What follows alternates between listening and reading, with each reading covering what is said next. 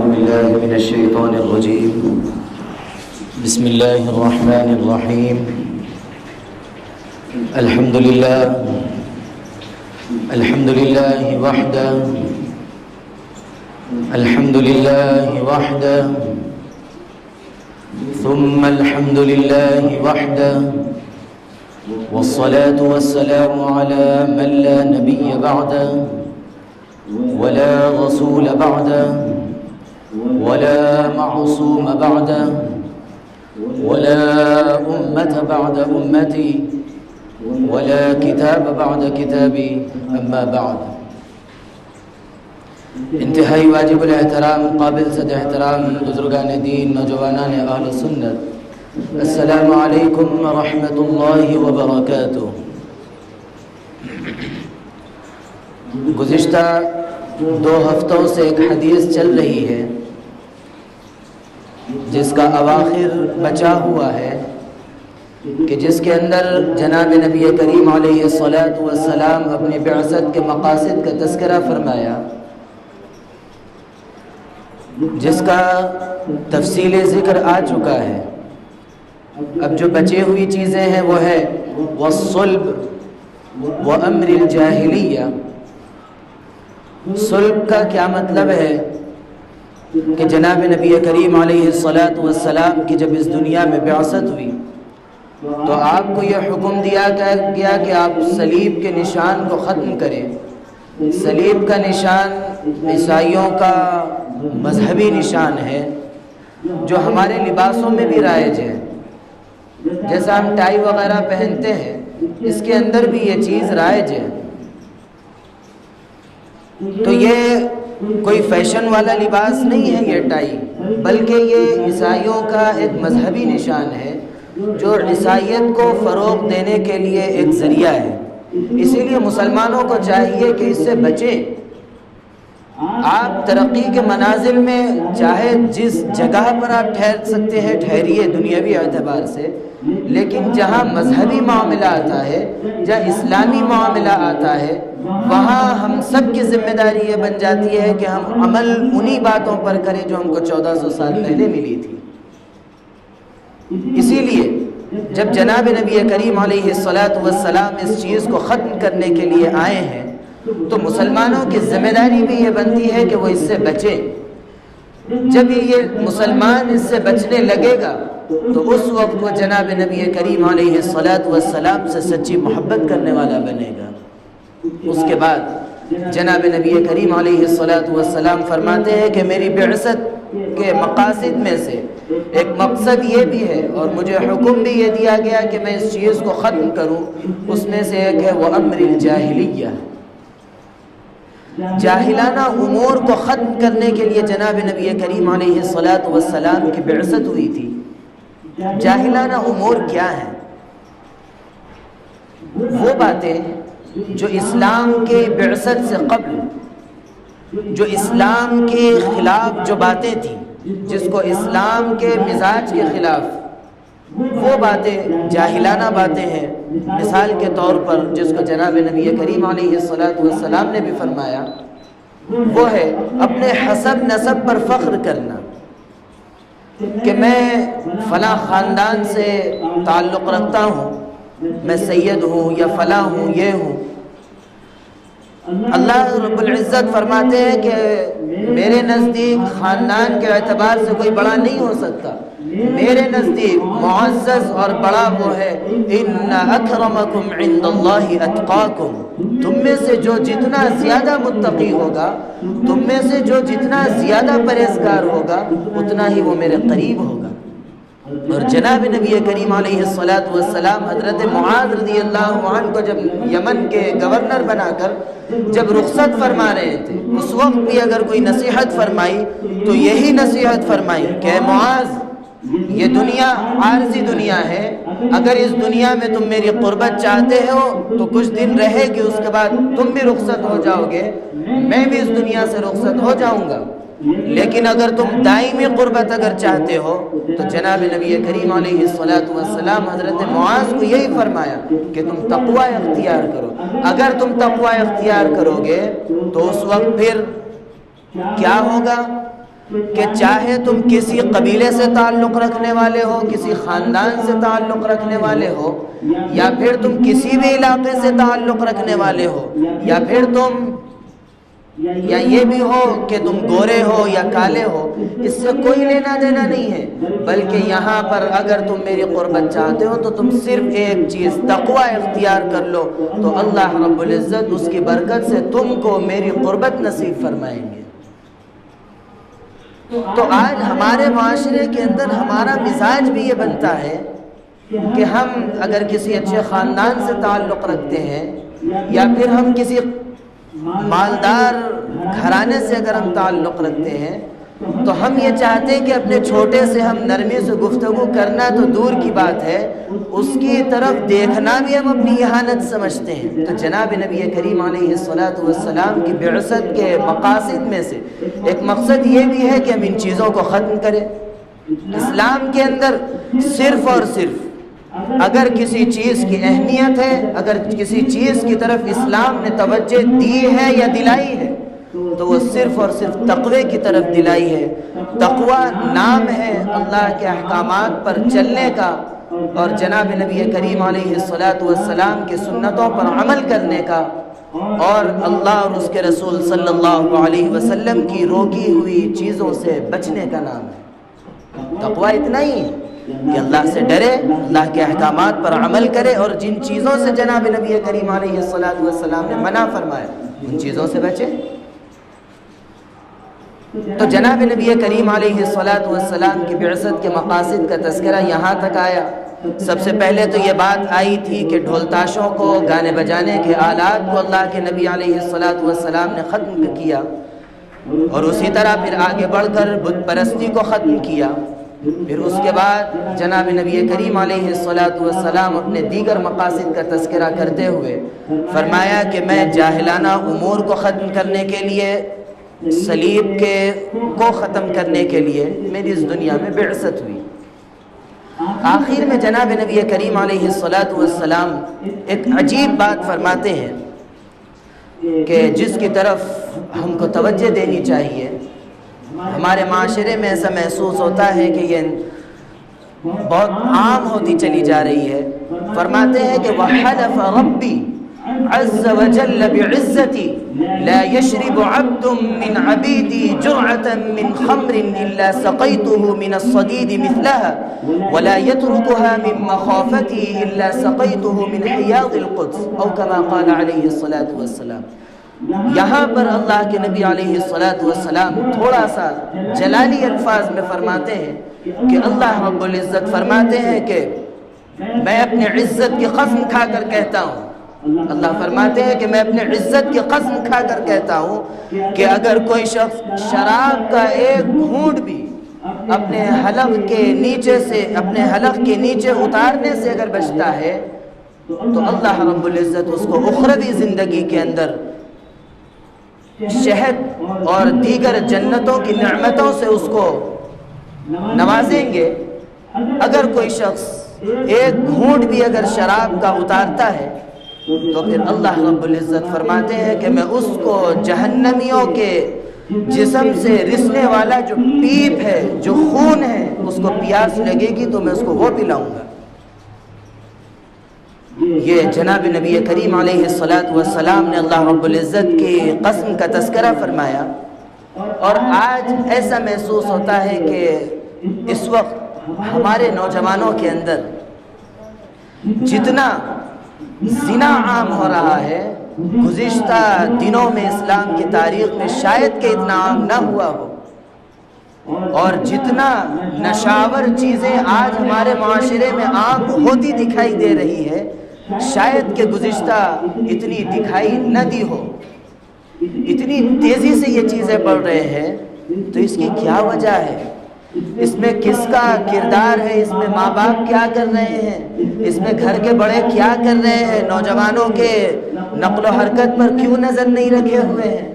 آج اس کی وجہ یہ ہے کہ آج اتنا عام ہوتا چلا جا رہا ہے کہ آج جس پر ایسا محسوس ہو رہا ہے کہ اگر کسی کو روکنے کے لیے اگر دو جملے کہہ دے تو وہ اپنے اندر ایک ایسی طبیعت میں آ جا رہا ہے کہ جیسے کہ وہ کوئی دشمنی پرانی تھی جو دوبارہ جاگ اٹھی، ایسا محسوس ہو رہا ہے۔ یہ کیا وجہ ہے؟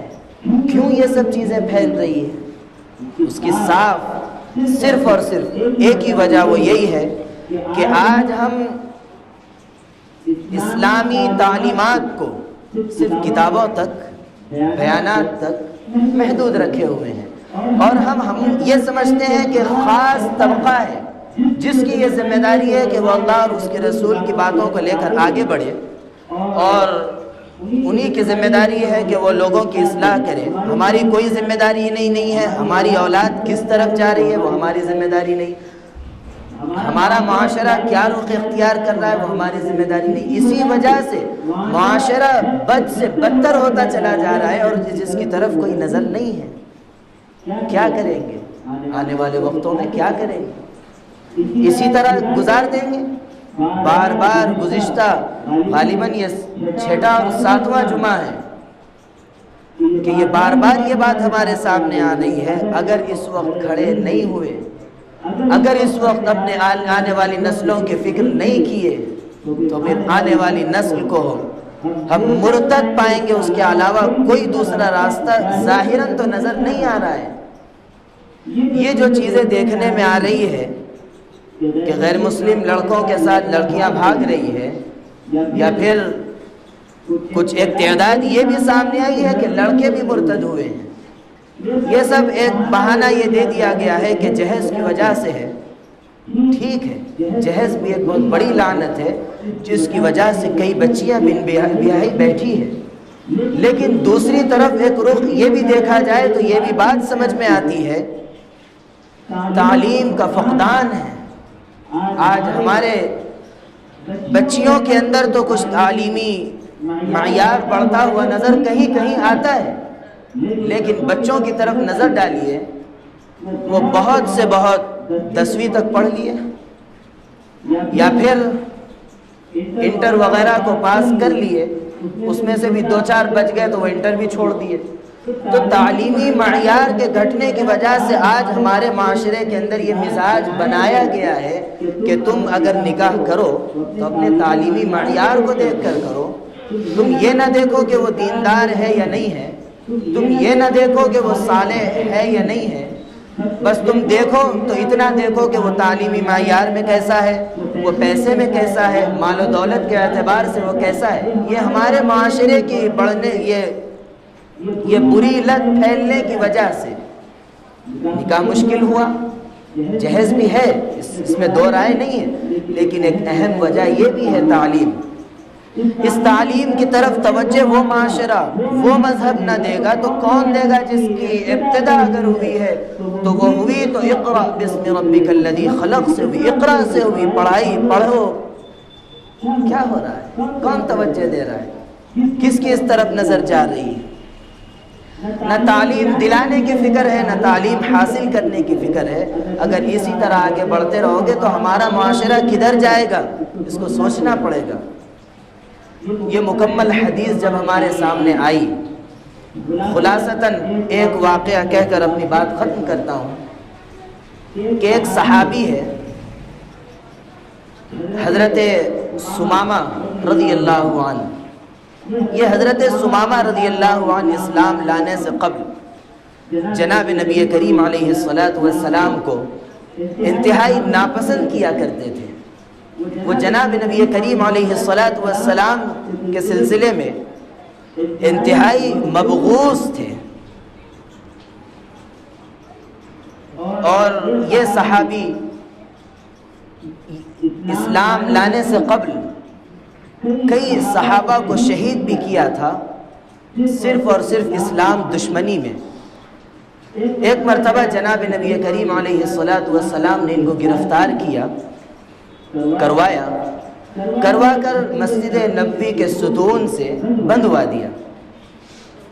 جب وہ بندھے ہوئے تھے تو جناب نبی کریم علیہ السلام نے حضرت ثمامہ سے پوچھا، یہ یمامہ قبیلہ ہے، اس قبیلے کے یہ سردار ہے۔ تو حضرت ثمامہ سے پوچھا کہ تم جانتے ہو کہ تم نے کیا کیا، اسلام کے ساتھ کیا کیا، تم نے اسلام کے ماننے والوں کے ساتھ کیا کیا، تم یہ جانتے ہو، اب تم یہ بتاؤ کہ تمہاری سزا کیا مقرر کی جائے، تم کو کیا سزا دی جائے۔ تو حضرت ثمامہ نے کہا کہ آپ اگر میرے قتل کا فیصلہ کرتے ہیں تو یہ بھی درست ہوگا، یا اگر آپ کچھ مال و دولت کا مطالبہ کرتے ہیں تو میں اپنے جرم کی وجہ سے منہ مانگی قیمت دینے کے لیے بھی میں تیار ہوں۔ یا ایک راستہ یہ بھی ہے کہ آپ اگر عفو درگزر کا معاملہ کر دیں تو یہ آپ کی مرضی پر منحصر ہے۔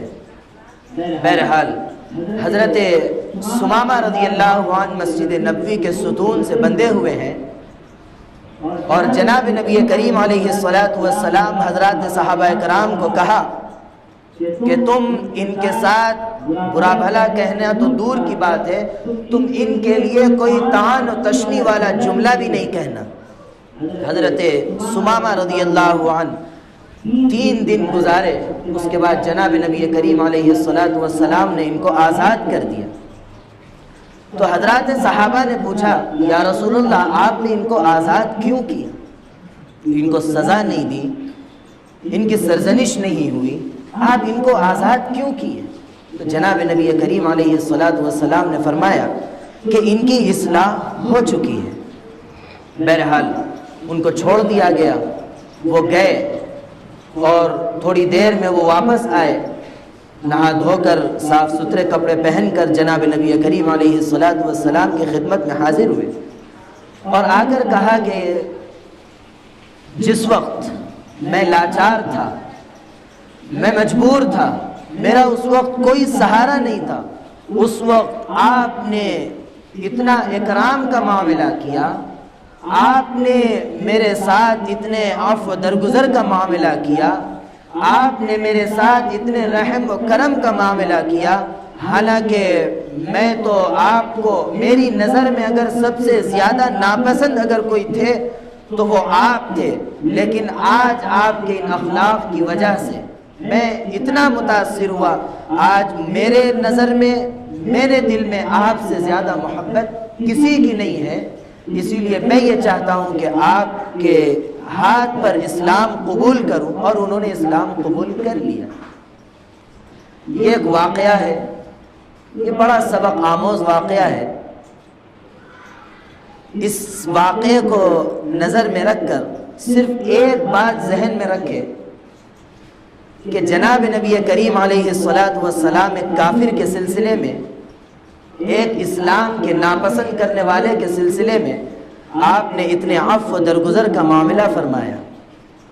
آج یہ امت آپ کا نام لینے والی، آپ کے نام سے خوش ہونے والی امت، آپ کا نام آ جائے تو خوشی کے انتہا کو پہنچ جانے والی امت ان دنوں کیا کی ہے؟ کسی نے یہ سوچا کہ میری اس دھوم دھڑاکے سے کس کو تکلیف ہو رہی ہے، کس کو اذیت پہنچ رہی ہے؟ کیا کسی نے سوچا؟ کیوں؟ کیا وجہ ہے؟ آج ہم نے ان دنوں کے اندر اپنے ہوش و حواس کھو بیٹھے تھے۔ اتفاق ایسا ہوا 11 ربیع الاول کے دن کسی وجہ سے میں چنچل گڑھا جانا تھا، وہاں نانی کا گھر ہے، اس گھر میں کسی وجہ سے جانا پڑا، تو میں نے اپنی آنکھ سے دیکھا ہے کہ کوئی شخص، نعرہ تو بہت دور کی بات ہے، میوزک لگا کر جس کو جناب نبی کریم علیہ السلام ختم کرنے کے لیے اس دنیا میں آئے تھے، اس کو لگا کر ناچ رہے ہیں۔ کیا اذیت پہنچائے جناب نبی کریم علیہ السلام کو ان دنوں؟ ذرا سوچئے، یہ خوشی ہوتی جناب نبی کریم علیہ السلام کی بعثت کی، ہم کو یہ خوشی ہونی چاہیے تھی۔ ہم تو خوش اس طرح ہوتے کہ ہم اپنے چہروں پر سنت کو سجا لیتے، ہم اپنے پینچوں کو ٹخنوں سے اوپر کر لیتے، ہم اپنے بڑوں کے ادب کو اپنی زندگی کا مشن بنا لیتے، ہم چھوٹوں پر رحم و کرم کو اپنی زندگی کا مشن بنا لیتے، اخلاق کو ہم اپنے زندگی کا نصب العین بنا لیتے، لیکن یہ امت جناب نبی کریم علیہ السلام کا نام لیتے گئی اور آپ کو اذیت پہنچاتے گئی۔ یہ ہم سے محبت کا ہمارا یہ مطالبہ تھا، ہم کو یہ سکھایا گیا تھا۔ یہ حدیث سننے کے بعد آپ غور و فکر کیجئے کہ جناب نبی کریم علیہ السلام کن چیزوں کو ختم کرنے کے لیے آئے تھے اور ہم نے کتنوں کو اذیت پہنچائی راستے بند کر کے۔ سوچئے، غور و فکر کیجئے۔ یہ وقت امت کا صرف زبانی جمع خرچ کا وقت نہیں ہے۔ اگر اس وقت بھی اگر زبانی جمع خرچ پر محدود رہو گے تو پھر آنے والی نسلوں کو ایمان سے ہاتھ دھو بیٹھتے ہوئے دیکھو گے۔ اسی لیے اپنے بچوں کے ایمان کی حفاظت کی فکر کرنا ہے۔ اس کے لیے پھر دوبارہ وہی بات، بار بار یہی بات کہی جائے گی جب تک یہ چیز عام نہیں ہو جائے گی۔ مکاتب کے نظام کو برپا کرنا ہے، اس وقت تک اپنے آنے والی نسلوں کے دین و ایمان کو نہیں بچا سکتے۔ اس کی فکر کریں، خاص طبقے کی ذمہ داری نہیں، ہر فرد کی ذمہ داری ہے۔ وقت بہت زیادہ ہو چکا ہے، میں تو سنت پڑھ چکا ہوں، آپ حضرات سنت جلدی جلدی ادا کر لیں۔ میں نے جو کہا ہے، آپ نے جو سنا ہے، اللہ رب العزت میرے کہنے کو اور آپ کے سننے کو قبول فرمائے۔ اللہ رب العزت کہنے، سننے، لکھنے، پڑھنے سے زیادہ عمل کی توفیق عطا فرمائے۔ عمل کی باتوں پر عمل کرنے، بچنے کی باتوں سے بچنے اور عقیدے کی باتوں پر عقیدہ رکھنے کی توفیق عطا فرمائے۔ آمین۔ وآخر دعوانا ان الحمد للہ رب العالمین۔